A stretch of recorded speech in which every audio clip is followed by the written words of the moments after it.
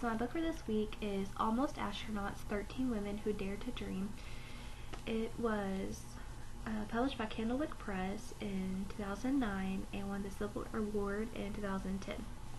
This book has pictures all throughout it that show like actual photographs regarding what's going on. This book is mainly about Jerrie Cobb, who we see right here in an airplane.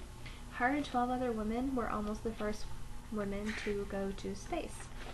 The book also has pictures of Jerrie doing her testing, her astronaut testing, and it has even pictures of comics that were in newspapers during this time. So this book is full of actual real life photographs from these people and these events. This book is about Jerrie Cobb mostly, and then 12 other women who were almost astronauts. Randy Lovelace believed that women were just as capable as men to become astronauts.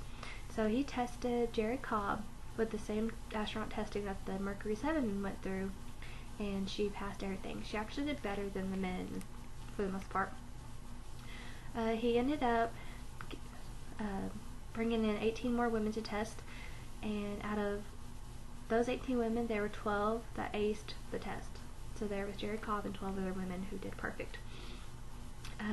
Lovelace brought this up to NASA, but they weren't having any part of it. This was during a time that women's rights were basically non-existent.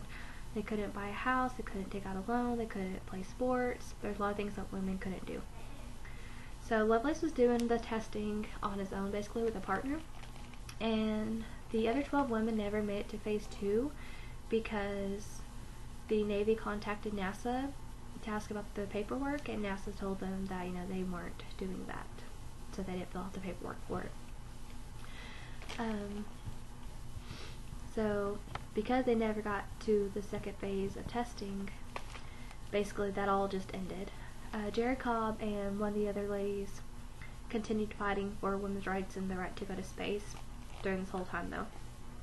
And then finally in 1983, Sally Ride was the first American lady to go to space. However, she was not the pilot and not commanding the space shuttle.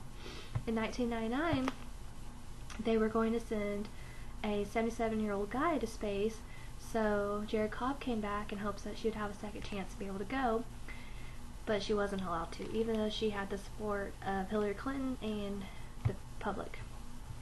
Then finally in 1999, the first woman, Eileen Collins, was able to command the space shuttle Columbia and go up into space. And 8 of the original 13 women, including Jerrie Cobb, were there to watch her take off.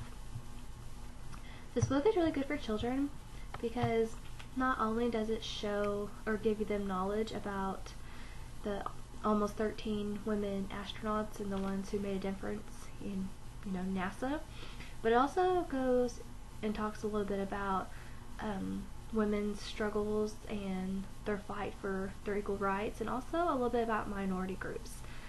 The activity I chose was a biography worksheet. Children can pick one of the 13 women, 13 almost astronauts. They can fill out her name, her picture, her early life, her family life, her major accomplishments, and 3 interesting facts about her. Hope you guys enjoyed. Thank you.